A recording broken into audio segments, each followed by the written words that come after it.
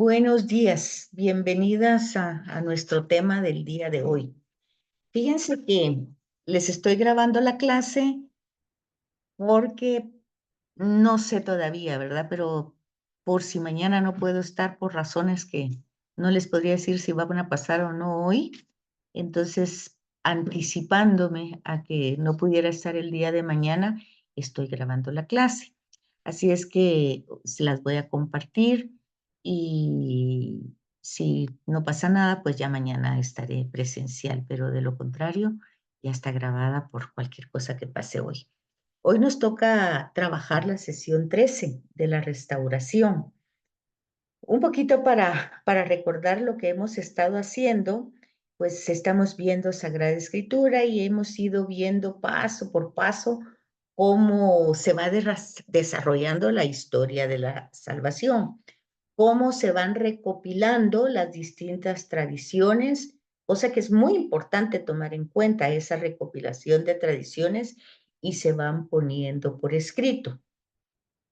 Cómo vimos cada etapa, digamos, la etapa del Génesis, donde vimos primero el período prehistórico, ¿verdad? Del capítulo 1 al 11, que se desarrolla con un enfoque de universal, de cómo se desarrolla el mal como una pelotita de nieve que va creciendo, creciendo, creciendo, que empieza por una persona, pero se va desarrollando y va, pues, envolviendo poco a poco a distintas formas de vida hasta hundir a la humanidad entera.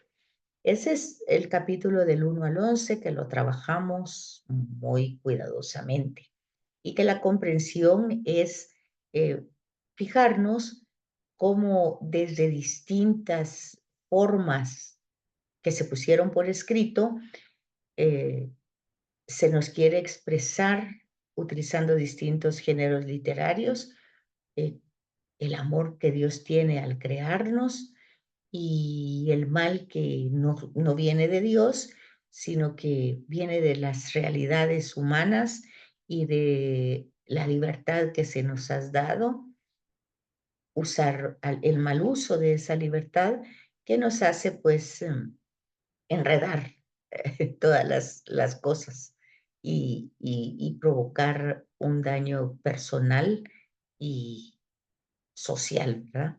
Entonces, eso es un poquito en síntesis lo que hay del capítulo 1 al 11.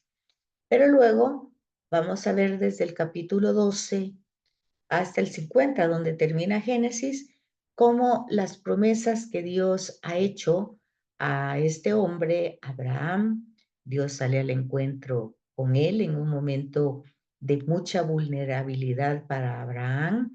Había muerto su padre, estaba ya anciano, con muchas frustraciones, no tenía la familia que él quería, pues Dios sale a ese encuentro con él y él pues confía plenamente en esta manifestación, se deja guiar por él y a través del Génesis vamos viendo, a través de esas tribus nómadas, vamos a ir viendo las promesas que Dios le hace a Abraham, que se van cumpliendo en Abraham, después en Isaac, después en Jacob, después en José, y llegan a este personaje José va a ser como un puente de la parte del Génesis al Éxodo, porque por circunstancias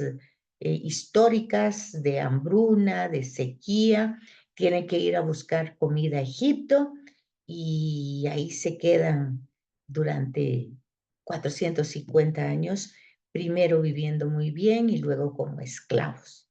Entonces, ahí vemos otro paso más de la historia de la salvación y nos vamos fijando cómo Dios nuevamente se hace presente en esta humanidad sufriente que está como esclava y los libera a través de un personaje que es Moisés, que tiene limitaciones, pero tiene la misión de ser el caudillo de este pueblo, ¿verdad? Pues que en este lugar, en este Egipto no es un pueblo, son esclavos que están ahí asimilados, asentados en Egipto y, y que viven pues en estado de esclavitud. Entonces, el tema fundamental aquí es la liberación. Entonces, en primer Génesis, los orígenes, expresión de amor de Dios, y luego en el segundo libro, el Éxodo, la liberación, expresión también del amor de Dios que se manifiesta en actos concretos de la historia. Están esclavos, los va a sacar de la esclavitud a través de una persona, Moisés, pero manifestándose con mucha fuerza, porque el faraón no quiere dejarlo salir, ¿verdad? A este grupo de gente. Entonces, vamos a ver como un género literario ahí que se llama epopeyas, ¿verdad?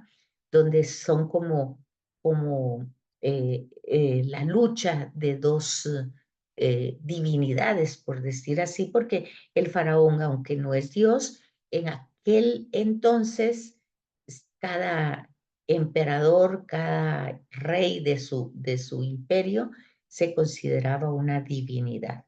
Entonces vamos viendo esa realización y lo saca al final, después de las plagas, después de pasar por el mar, los lleva al monte Sinaí y ahí hace una alianza con este grupo de esclavos y allí es la realización de un pueblo. Dios los hace pueblo, el pueblo de Dios, y ellos van a ser, y Dios va a ser el Dios de ellos, ¿verdad? Ya no va a ser un Dios nacional, sino que aquí hay algo diferente a las otras naciones. Bueno, entonces luego en Números vimos todo ese proceso de caminar por el desierto y vamos viendo también el acompañamiento, o sea, es un Dios que acompaña a su pueblo, que lo liberó y ahora lo acompaña en los momentos difíciles de hambre, de escasez, de sed, de enfermedad. Ahí está caminando con ellos y proveyendo lo que necesita. Entonces, hasta ahí vamos. Número, dijimos después que el Levítico, pues es una serie de leyes que se van desarrollando a través de la historia y Deuteronomio pues va a ir interpretando los hechos, estos primeros, y que van a ir, cómo se deben de ir comprendiendo en los siglos posteriores. Eso va a ser Deuteronomio. Entonces, hasta ahí pues ya habíamos visto luego que entran a la tierra de Canaán con la ayuda de Josué. Vimos también ese libro y después vimos el periodo de los jueces, que es cuando entraron en la tierra prometida y tenían que ser gobernados de alguna manera y la primera forma como se hizo fue a través de jueces, que cuando moría uno era sustituido por otro y el criterio siempre eran ancianos con cierta sabiduría, pero vemos que hay un tema de corrupción que se va dando en estos personajes y entonces el pueblo pide ya no tener jueces, sino como todos los otros pueblos, tener un rey. Entonces vimos a Saúl, último juez y primer profeta, ¿verdad? Y entonces ahí entramos en el tema de la monarquía y el profetismo. Vimos cómo en el tiempo de Saúl, que fue el primer rey de Israel, pues hubo algunos conflictos, ¿verdad?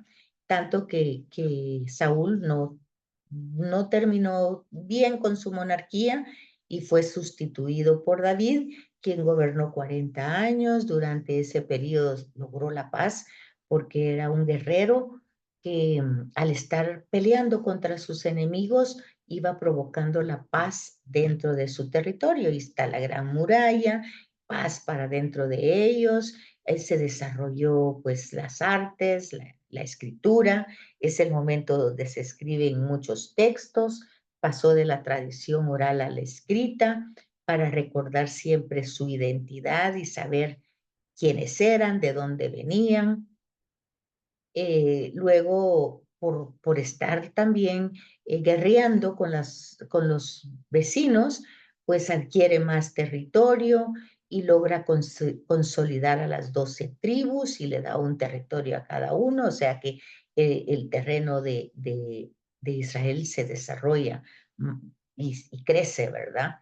Entonces, es un rey que guerrea, consolida las 12 tribus, provoca la paz interna de su país y, y pues también de alguna manera, eh, pues es un rey que temeroso de Dios con sus limitaciones humanas, pero que siempre va a reconocer el momento que el profeta le haga conciencia de sus equivocaciones, él las va a asumir y se va a arrepentir, ¿verdad?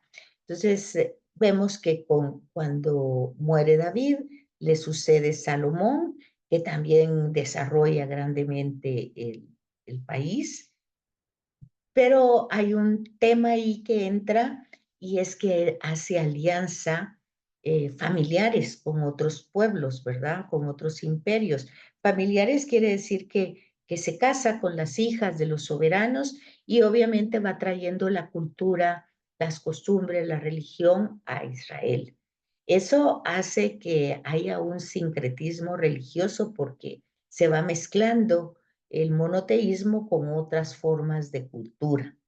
Y cuando muere Salomón, pues su sucesor es su hijo Roboán, que no acostumbrado a guerrear y no tener la sabiduría del padre, pone al pueblo con grandes impuestos y estos al final se cansan, los sacan del reinado y ahí es donde se desarrolla un cismo o una separación entre 10 tribus y dos. Dos se quedan en el sur y las 10 en el norte, es el cisma de Israel y donde se divide en Samaria, Israel y Judá, Jerusalén.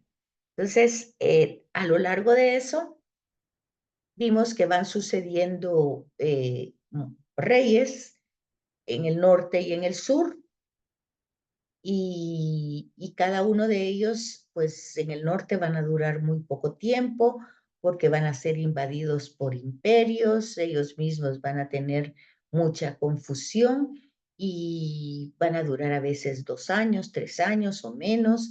Y entonces va a haber lo que empieza con Samuel, el tema del profetismo, profetas que van a estar anunciando y denunciando en el norte y profetas que van a estar anunciando y denunciando en el sur. Entonces vimos el profetismo y cómo se llevó a cabo a través de la monarquía. Y vimos que Samaria, Israel, termina rápidamente sus procesos monárquicos más o menos en el año 720, ¿verdad?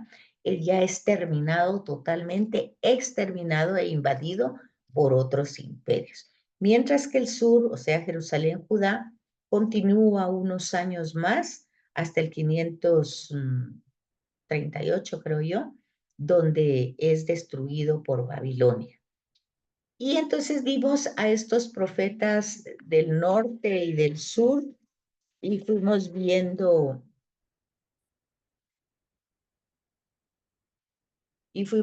cómo estos profetas van anunciando estas realidades, ¿verdad? Y tratando de hacerlos cambiar, utilizan un lenguaje bastante fuerte para hacerlos reaccionar, pero al no ellos cambiar, pues pasa lo que tiene que pasar. El norte es destruido y luego el sur se va al exilio y es invadido por los babilonios. La última clase vimos los profetas que estuvieron presentes en el momento del exilio, los que estuvieron anunciando antes del exilio, en el exilio y después del exilio, Y estos fueron el Trito de Isaías, ¿verdad? El libro de Isaías. También vimos que durante el exilio tuvimos a Jeremías y a Ezequiel, ¿verdad? Ezequiel se va a Babilonia y Jeremías se queda en Israel. Después vimos todo el trabajo que se da cuando están en Babilonia, ya en el exilio.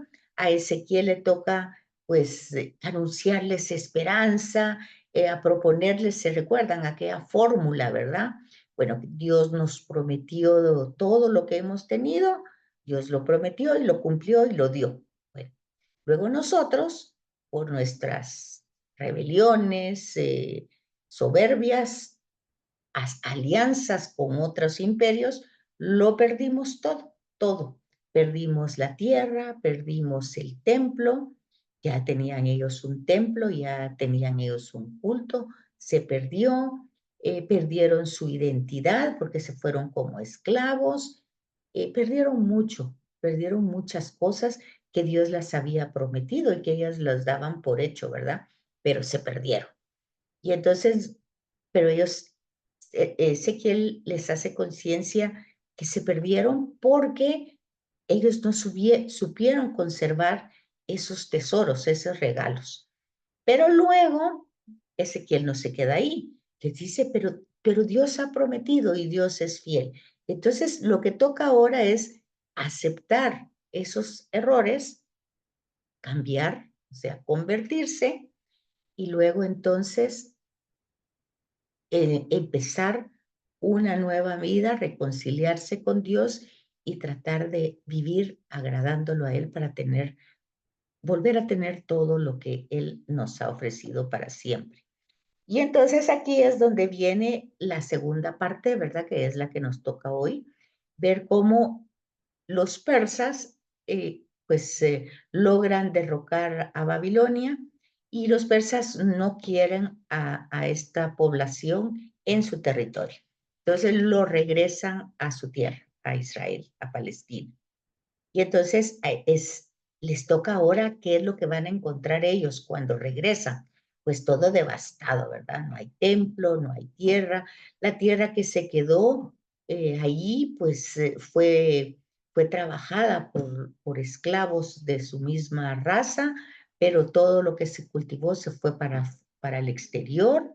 Entonces hay gran pobreza, hay destrucción, hay miseria, hay descontento, hay frustración. Los que regresan no regresan a algo mejor, regresan prácticamente a todo destruido, ¿verdad? Y a un gran reto de restaurar. Y entonces, este es el capítulo que nos toca ver y que veíamos que ya hace 8 dábamos una pequeña introducción de que era el momento donde se iba a formar realmente el judaísmo como religión, poniendo estos nuevos estatutos de la conversión, ¿verdad? Y de no entrar en contacto con realidades que los pudieran contaminar. El tema de la pureza, del ritual de purificación, el tema de no comer con la gente que no es de la misma raza para no contaminarse, de no tocar a los enfermos para no contaminarse. La sangre es motivo también de contaminación. En fin, una serie de criterios que ellos van a tener como fuera de contacto para no contaminarse y ofender a Dios. Pues ese va a ser una serie de elementos que van a entrar en la religión judía. Entonces, este regreso va a ser del 583 al 333. ¿Se fijan ustedes? No es un regreso rapidísimo al día siguiente que todos se fueron, sino que todos son procesos largos, ¿verdad? Más de 100 años, 200 años, van como caravanas, como grupos de migrantes que vuelven otra vez a su tierra. Entonces el regreso a casa después de una larga ausencia tiene el nostálgico sabor del pan caliente de la niñez. O sea, ellos vienen sintiendo que van a regresar a su tierra, a sus costumbres, a lo que habían dejado, aunque fíjense bien, de que pasaron 70 años en Babilonia. Quiere decir que en 70 años hubo 2 generaciones. ¿Quién sabe que los que fueron a Babilonia van de regreso, verdad? Posiblemente son generaciones nuevas. Sin embargo, para mantener la identidad se transmiten nuevamente las tradiciones orales para hacer memoria histórica y recordarse quiénes son, de dónde vienen, cuál es su realidad. Y entonces está la nostalgia de volver a regresar a su tierra. La Biblia nos presenta estos mismos sentimientos en la vida del pueblo que deja el exilio en Babilonia y vuelve a Palestina. Los escritos que se refieran a esta época pueden acompañarnos y darnos más fuerza para vivir los periodos difíciles de nuestra historia personal. Entonces, lo que dice esta notita es de que estos textos del regreso, pues tienen un sabor de reto, ¿verdad? Porque realmente vienen de un lugar difícil y vienen a un lugar, pues, devastado, donde las expectativas que ellos traen, pues, son desoladoras cuando las ven, ¿verdad? Y entonces nosotros, como siempre, vamos a encontrar en la escritura eh, elementos de liberación, elementos de discernimiento, elementos de comprender lo que estamos viviendo para darle un sentido a momentos difíciles, a circunstancias adversas que estamos viviendo, ver cómo los vivieron estas personas y cómo los profetas o las personas que van suscitando, siempre hay alguien que va como guiando en este camino, no están totalmente abandonados, ¿verdad? Entonces, el marco histórico es un poquito este resumen que les he hecho, ¿verdad? Es un poquito la historia. Eh, Han pasado siglos, han tenido mucho, ahora no tienen nada. Y entonces la Biblia nos presenta estos sentimientos en la vida del pueblo que va dejando el exilio, vuelve a Palestina. Y ya les decía que es el periodo de los persas. Ya terminó Babilonia. Son los persas, entran en estos años 538 al 33. Esta época marcó la desaparición de la figura de los reyes judíos. Ahí ya terminó. Ya con la ida a Babilonia, ya prácticamente no hubo más rey judío, ¿verdad? Entonces, ya el país se había dividido, las tribus ya estaban de otra manera configuradas y ya ellos, rey, no vuelven a tener nunca más. Porque Herodes, aunque va a estar colocado en el tiempo de Jesús como el rey de los judíos, realmente no lo era, porque en primer lugar no era judío y en segundo lugar había sido puesto por Roma para que gobernara, pero era más bien un rey títere, ¿verdad? Que estaba ahí controlando, pero más trabajaba para Roma que para los judíos. Sin embargo, acuérdense que Herodes tenía muchas capacidades de arquitecto, ¿verdad? Entonces hizo muchas muy bellas construcciones, que muchas de ellas todavía hay ahí alguna de sus ruinas que existen, ¿verdad? Y entonces este es un periodo de desaparición de reyes judíos. Y tampoco los sacerdotes no tuvieron, pues, inmediatamente no recobraron la fuerza en lo político y en lo religioso, tan simple porque no había templo, ¿verdad? No había templo. Cuando ellos regresaron, acuérdense que el templo había sido totalmente destruido. Eso lo platicamos hace 8 días cuando mirábamos que Ezequiel había visto cómo la gloria de Yahvé había salido del templo, ¿verdad? ¿Se recuerdan? Y había llegado ¿a dónde? Pues dijimos al monte de los olivos. Ahí se había colocado la gloria de Yahvé. Y luego con Jesús ya vemos cómo esa gloria se vuelve a tomar en la persona de Jesús. Entonces, es claro que ni reyes, ni sacerdotes, la tribu de Leví, pues ahí estaba, pero tampoco tenía ninguna influencia.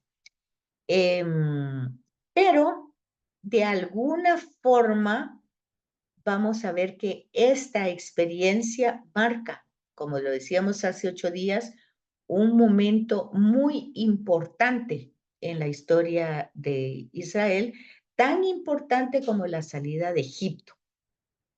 Y entonces el edicto de Ciro permitió a los judíos regresar a su tierra, con cierto margen de autonomía, pero no completa independencia, porque ellos eran el imperio que estaba siendo, pues, en este momento, abarcando los territorios. Entonces, vemos eso como principio. Los últimos profetas aparecieron durante el retorno de la cautividad hasta la invasión de Alejandro Magno. O sea, después de los persas viene otro imperio que va a avanzar por toda esta área, que son los griegos, ¿verdad? Y al mando de Alejandro Magno.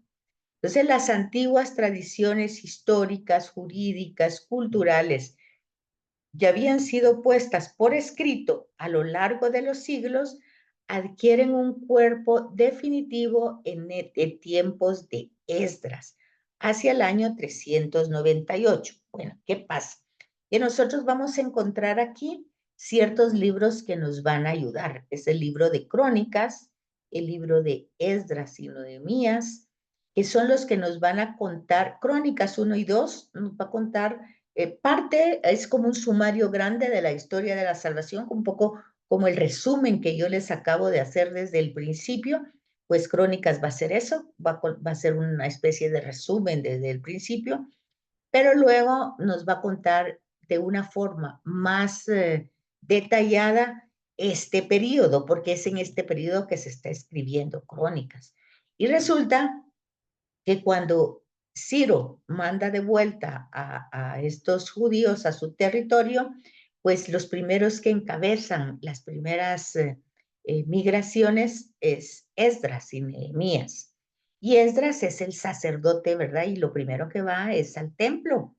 Y ahí, decía hace 8 días, encuentran, pues, entre los escombros, un rollo. Aquí tienen ustedes el rollo, ¿verdad? No es exactamente esto, pero dentro del rollo era tan valioso porque era donde ellos hacían la lectura de su historia y de las manifestaciones de Dios, que ellos cuando lo encuentran, pues sienten gran alegría y felicidad y mucha esperanza, porque se dan cuenta que Dios ahí estaba resguardando, esperándolos que regresara para volver un nuevo capítulo en la historia. Entonces, por eso, aquí se va a dar, aquí el Deuteronomio va a llegar a su plena redacción, porque va a entrar nuevamente con todas, actualizando toda esta historia de la salvación hasta esta época. Entonces, por eso dice que aquí es donde queda codificado en lo que más tarde se llamará la Torá, o sea, la ley. O sea que por eso se va a llamar Deutero, segunda lectura, segunda nómina, porque va a ir actualizándose en todos los episodios y circunstancias de la historia, y aquí queda ya, dice, codificada, ya queda determinada, ya no van a haber mayores cambios, ¿verdad? Porque aquí ya se cierra eso. Y entonces, aquí vienen algunas preguntas. Dice, ¿te has preguntado alguna vez por qué los samaritanos y los judíos, siendo tan cercanos, se detestaban tanto? Bueno, pues ya eso lo hemos explicado y tristemente que no estamos, no tengo ahorita presenciales con ustedes, pero ya saben la respuesta, ¿verdad? Los samaritanos eran el norte, Samaria, o sea, Israel, Samaria, el norte. Y los judíos eran el sur, Jerusalén, Judá, el sur. Entonces ya con el mapa que hemos hecho, el mapa mental que hemos hecho de los procesos históricos, pues ya entienden ustedes que el norte fue invadido muchísimo, muchísimo, muchísimo por muchos imperios, asirios, sirios, también los babilonios, también los persas, todos y que fue destruido, pues no rápidamente, pero mucho antes que el sur, unos 300 años antes del sur. Entonces, ¿qué fue lo que pasó en Samaria?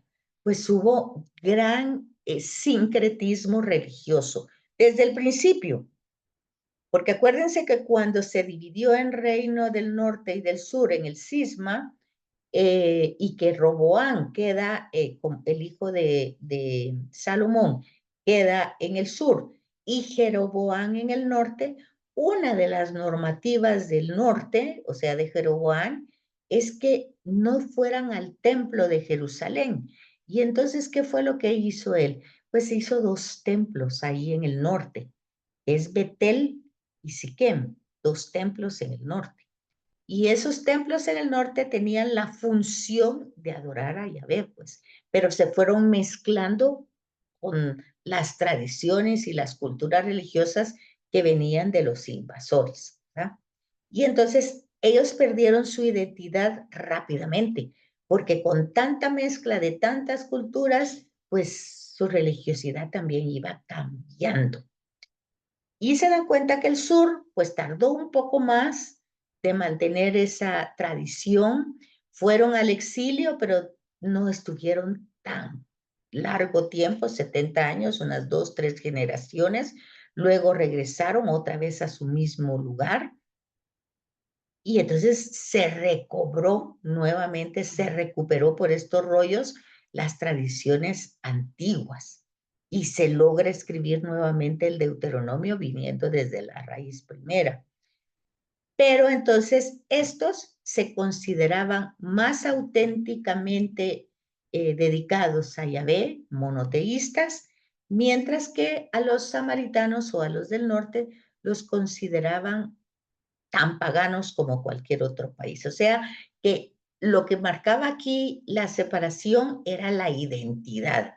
O sea, el sur conservaba la identidad original desde Abraham. El norte tenía tradiciones, porque si ustedes se acuerdan, en el Evangelio la samaritana dice que va a traer agua al pozo que había hecho Jacob. O sea, habían tradiciones, es que sí, porque formaban parte de la misma familia, del mismo tronco, ¿verdad? Pero según los judíos, según el sur, habían perdido su sentido puro del yavismo, porque se había mezclado con otro tipo de creencias. Y no era al final, sino que fue desde el principio, desde que se hicieron los dos templos, Betel y Siquem, para que el norte no fuera al sur a adorar a Yahvé, a Jerusalén. Por eso van a encontrar ustedes que la samaritana le va a preguntar a Jesús, ¿dónde hay que darle culto a Dios? ¿En Jerusalén o en Betel y en Siquem? Ya el sur, o sea, Judá, no consideraba verdadero que le dieran culto a Dios en otro templo donde no fuera Jerusalén, ya que se recordarán ustedes que para todas las fiestas judías lo que hacían todos los que estaban fuera era regresar a Jerusalén a darle culto a Dios, ¿verdad? Al templo. En cambio, estos del norte, pues no iban a Jerusalén. Y eso fue un precepto que pusieron los reyes para evitar que ellos se estuvieran, que este tema religioso fuera otra vez la causa de que se fueran migrando los del norte al sur. Entonces, por eso se pusieron los templos, pero siempre se vio como una forma pagana de adoración. Entonces, es un poquito la síntesis, ¿verdad? De por qué había este tipo de enemistad que era más que ser racial, era de índole religioso, ¿verdad? Cuando los judíos regresaron a su tierra, los samaritanos ocupaban el territorio y vieron con malos ojos la llegada de los antiguos propietarios. Se fijan ustedes, ¿verdad? Los samaritanos no se fue, el norte no se fue al exilio. El único que se fue al exilio fue el sur. Entonces, cuando estos regresaron a su tierra, a los otros no les gustó. Un poquito lo que pasa hoy también, ¿se acuerdan? Cuando Israel regresa otra vez a la tierra, pues los palestinos otra vez no les gustó. Y ahora seguimos con la guerra por eso, ¿verdad? Gaza es eso, lo antiguo. la antigua Palestina, que han estado siempre ahí, y que los que han ido y venido han sido el sur, o sea, Jerusalén, Judá. Y entonces ahora que ellos regresaron, que se les dio el territorio, pues se le llaman colonos, ¿verdad? Porque los que realmente han estado ahí siempre han sido los palestinos. Entonces ellos nunca han visto con buenos ojos la llegada de estos antiguos propietarios. Y se opusieron a la reconstrucción de las murallas de Jerusalén, aunque se ofrecieron a ayudar en la reconstrucción del templo. Pero los judíos rechazaron su oferta porque no consideraban pura la religión de los samaritanos, mucha mezcla con los pueblos paganos que los habían invadido.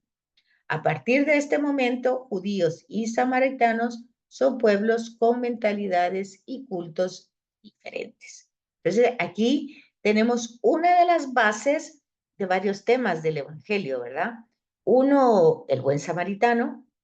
¿Se fijan ustedes cómo es que es un samaritano? Pues ya ve cómo los considera los judíos, paganos, no muy religiosos.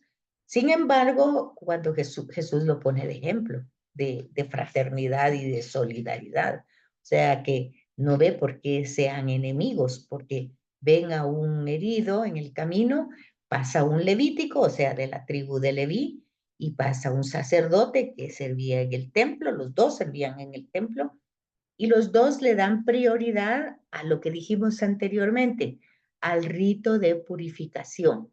Si tocaban al herido, tenía sangre, si lo tocaban, eran impuros. Entonces prefieren no arriesgarse y conservar su pureza, ¿verdad? No tocan, no ayudan, se van. El samaritano no tenía estos prejuicios, pues ya sabía que no tenía ningún tipo de esta mentalidad religiosa. Entonces ve al hombre lastimado, caído, y pues lo ayuda. Se involucra seriamente en el tema del sufrimiento de este hombre que fue asaltado en el camino. Entonces, vemos que Jesús pone como en segundo plano la enemistad, porque se da cuenta y les trata de explicar de que ellos, por conservar sus doctrinas rituales, pasan por alto la necesidad de su hermano. Mientras que el otro, que no tiene tantas leyes rituales, pues se fija más en lo esencial que es la necesidad del prójimo. Bueno, total, no lo entienden mucho. ¿Se acuerdan ahí que este pasaje empieza con la pregunta, ¿quién es mi prójimo? ¿Verdad? Porque habían muchas normas ya en el tiempo de Jesús que empiezan a surgir en este periodo de reparación, ¿verdad? De reconstrucción. ¿A quién debo de ayudar? ¿A quién debo de apoyar? ¿Quién es mi prójimo? Porque la raíz de eso, pues, es el decálogo, ¿verdad? Amar a Dios sobre todas las cosas y al prójimo como a ti mismo. Entonces, aquí, siglos después, con tanta mezcla, con tanta circunstancia, con tanta invasión, la pregunta es, bueno, ¿quién es el prójimo hoy? Pues, ¿quiénes serán los prójimos? Los romanos más adelante, en el tiempo de Jesús. En el tiempo, 200 años, serán los griegos con toda su cultura y su religión griega, o en el tiempo de Ciro serán los persas. ¿Quién es el prójimo realmente? ¿A quién debo yo ayudar si lo veo en necesidad? Esa es la pregunta que está de fondo, ¿verdad? Igual la samaritana. La samaritana está preocupada en el culto. ¿Dónde hay que darle culto a Dios? ¿Cuál es la verdad realmente? Entonces, aquí encuentran ustedes la raíz de muchos temas que es importante comprender este periodo de época, porque como les dije anteriormente, es lo que van a encontrar en el tiempo de Jesús, ¿verdad? En el tiempo de Jesús van a encontrar ya esto que está empezando aquí, ya lo van a encontrar muy desarrollado 300 años después, pues se ha ido fortaleciendo, se ha ido institucionalizando esa mentalidad. Entonces, ¿y cuándo reconstruyeron el templo? ¿Cuándo fue esa reconstrucción? Bueno, pues dice que en el año 520 antes de Cristo, pasadito después del exilio, acuérdense que aquí los números van para abajo, ¿verdad? Van reduciéndose hasta llegar a cero. Entonces, 520, durante el reinado de Darío, llegó una nueva expedición de repatriados, conducida por el príncipe Zorobabel y el sumo sacerdote Josué, con el apoyo de los profetas Ageo y Zacarías. El templo quedó reconstruido en 5 años. No era comparable al esplendor del templo de Salomón, pero reflejaba nuevo estilo de vida del judaísmo. Entonces aquí ya pasó un periodo más de Esdras y Nehemías. Dice entonces ya hay un reinado de Darío. Obviamente este reinado no es de Judea, ¿verdad? Sino que aquí está hablando de otros personajes.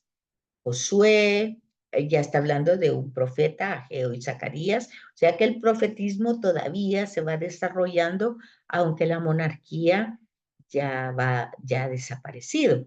Pero entonces vea que aquí Ageo y Zacarías, que van a entrar en profetas menores, ¿verdad? Porque tienen un escrito mucho más pequeño, van a estar ubicados en este tiempo. Bueno, aquí voy a hacer un paréntesis para ubicarnos. Cuando hablamos de profetismo, vamos a ver distintos periodos y distintos profetas. Primero, profetas del norte, profetas del sur, que son dos realidades diferentes de lo que ya explicamos, ¿verdad? ¿Por qué el norte tenía las problemáticas que tenía? Pues pues eran las 10 tribus que se habían quedado. Los reinados duraron muy poco tiempo, 1 año, 2 años, algunos lo máximo unos 5, 4. El sur fue más extenso, duró más el reinado, era más estable, pero siempre había corrupción, tanto en el norte como en el sur. Entonces, los profetas eran la voz de Dios que le hablaba al norte, anunciándoles los buenos tiempos y denunciándoles las situaciones equivocadas que estaban viviendo para que cambiaran, ¿verdad? Y evitaran peores consecuencias.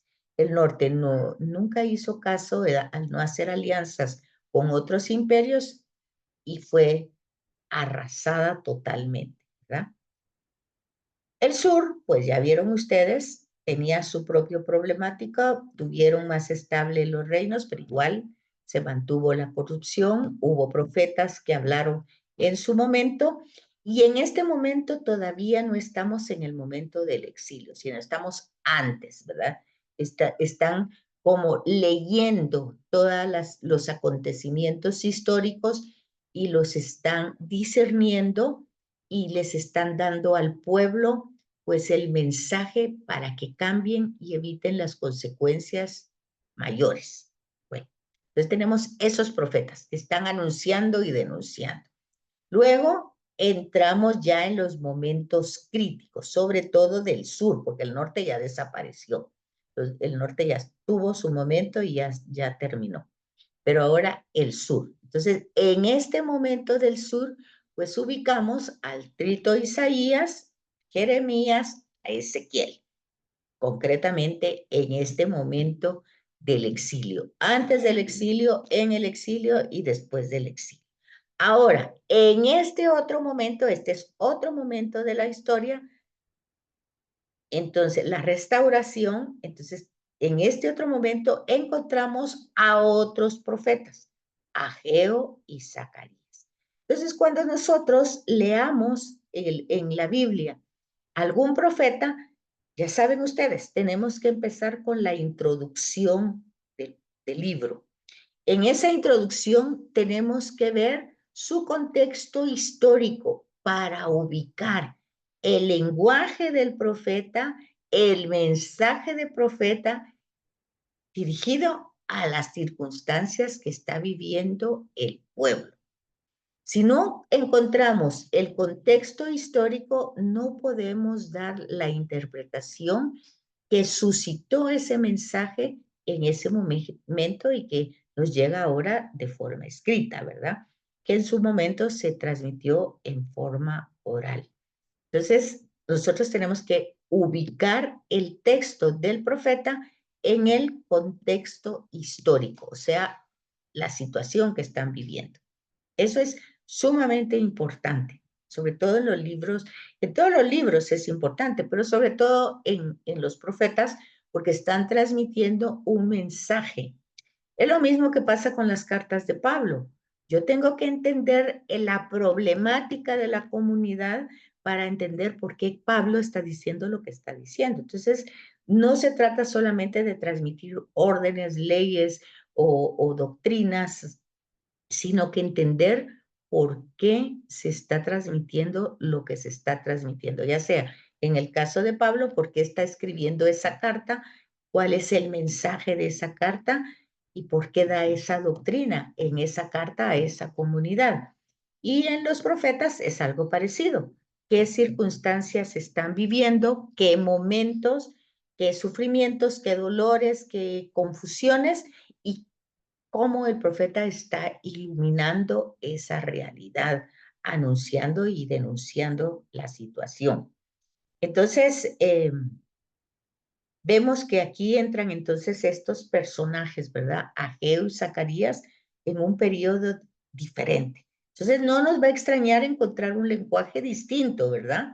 Porque aquí no se trata entonces de anunciar o denunciar, sino más bien de dar un poquito como esperanza, como alientos para que continúen desarrollando el trabajo y tengan el ánimo de volverse otra vez a sus raíces religiosas y a su identidad como raza, ¿verdad?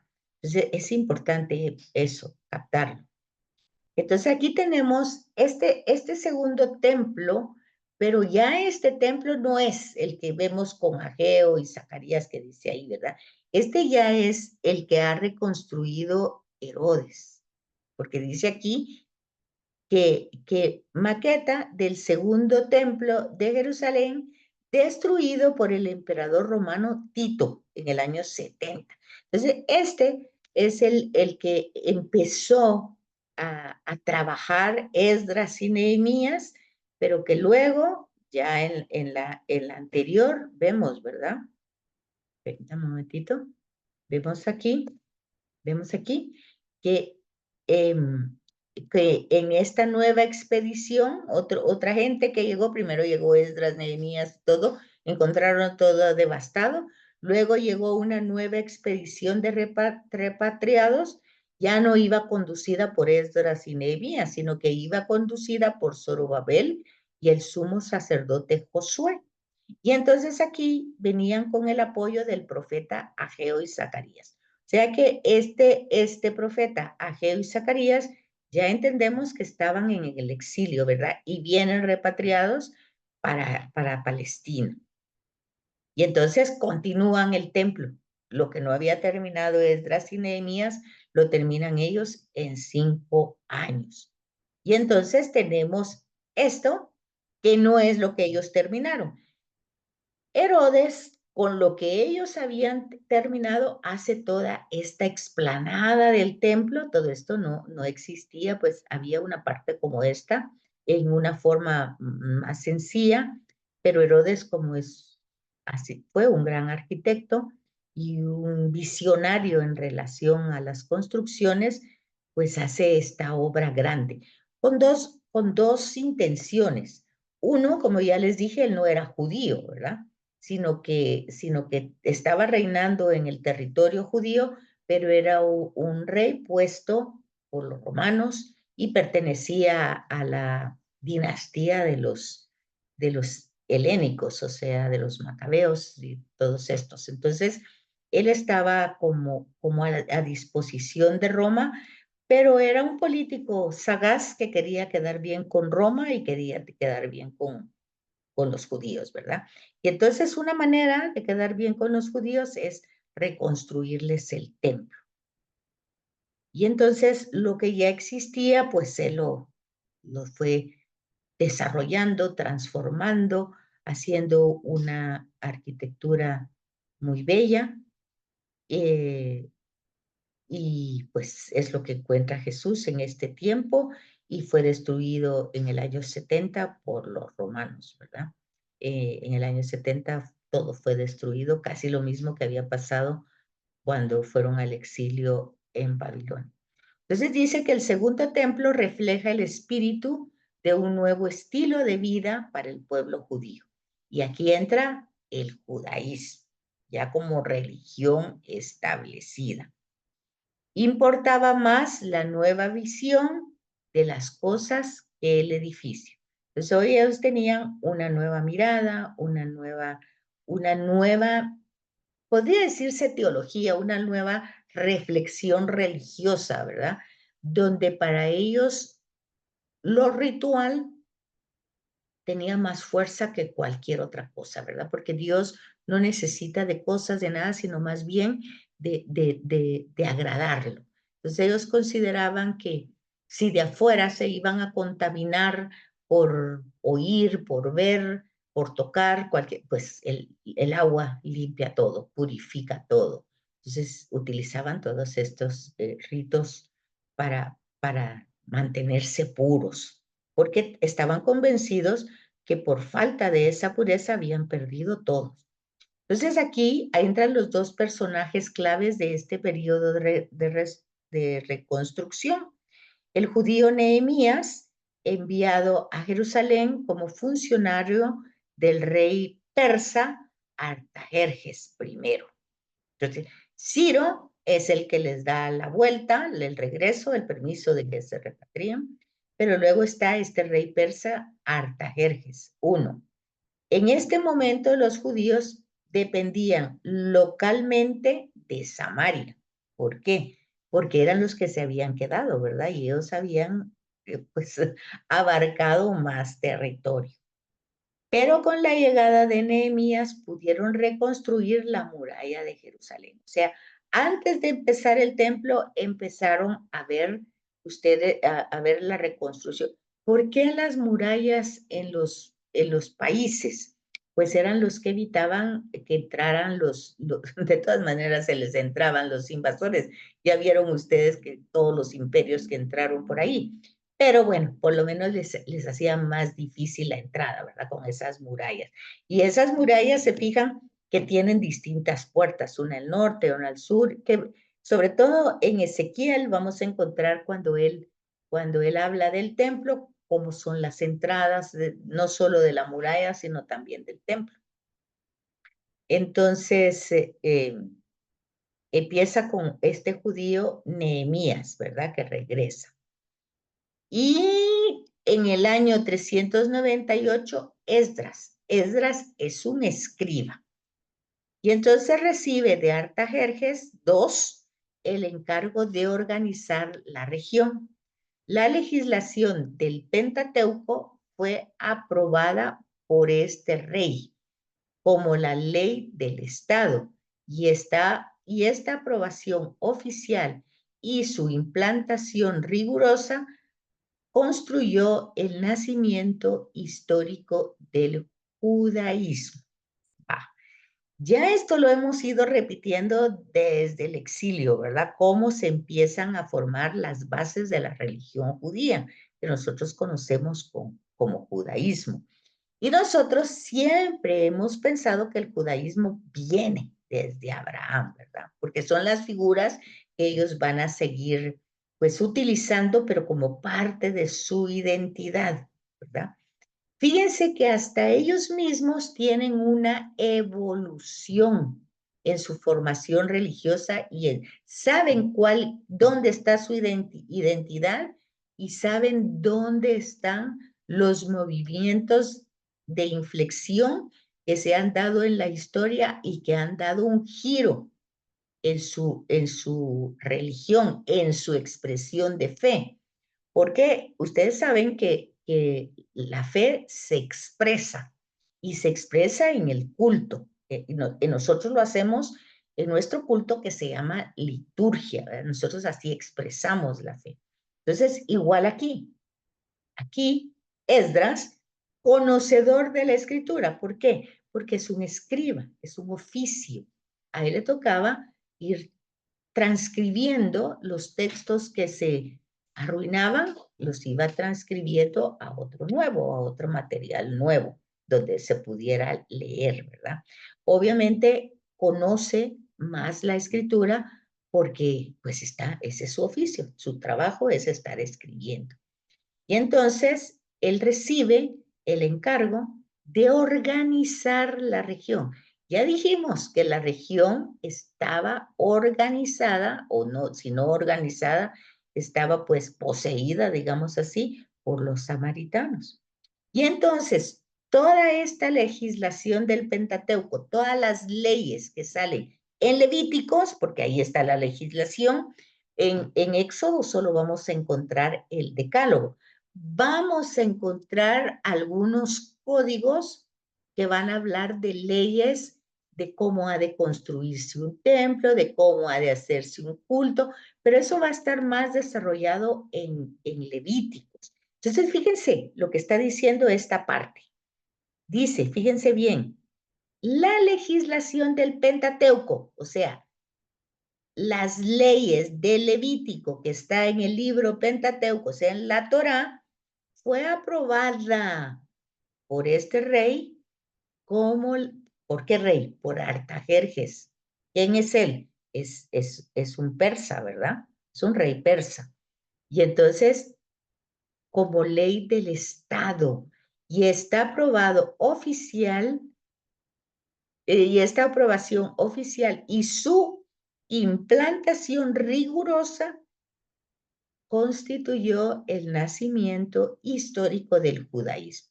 Entonces, por favor, leer en su Biblia Esdras 7:26, Nehemías 8:9, e ir captando dentro del texto, porque se fijan ustedes que lo que estamos haciendo aquí es darle orientaciones en las lecturas del texto.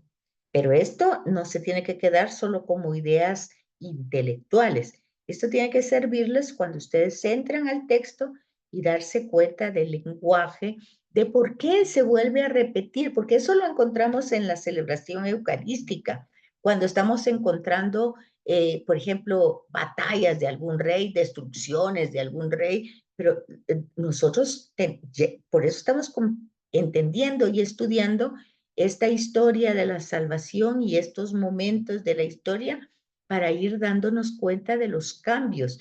Claro que como en la Eucaristía no es clase, ¿verdad? No es una clase de Biblia. Entonces, todo esto no se nos va a explicar ahí, pero nosotros, esto nos sirve para cuando nosotros oímos estas lecturas, sabemos por qué es ese lenguaje, por qué está utilizando esa forma literaria, qué acontecimiento histórico está iluminando, cómo se asemeja ese momento histórico con el nuestro, cuáles son las propuestas que Dios hace en ese momento, cómo las asume el pueblo. En fin, hay una serie de discurso, de diálogo entre lo que nosotros vivimos y el texto, ¿verdad? Que es palabra de Dios.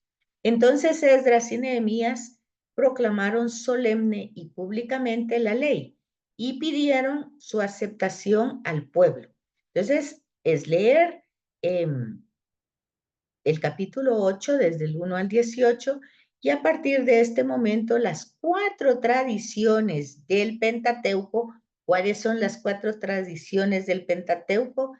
Yavista, eloísta, sacerdotal y deuteronomio. Se funden y este libro toma el aspecto que conocemos ahora. Está hablando de la Torah, el Pentateuco. ¿En qué momento toma su forma?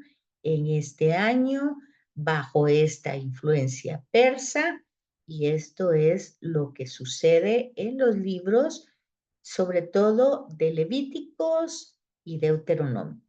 Entonces, hasta aquí nos quedamos, porque sí me va a gustar mucho que lean un poquito de estos capítulos en su Biblia y lo podamos compartir la semana entrante, si Dios lo permite.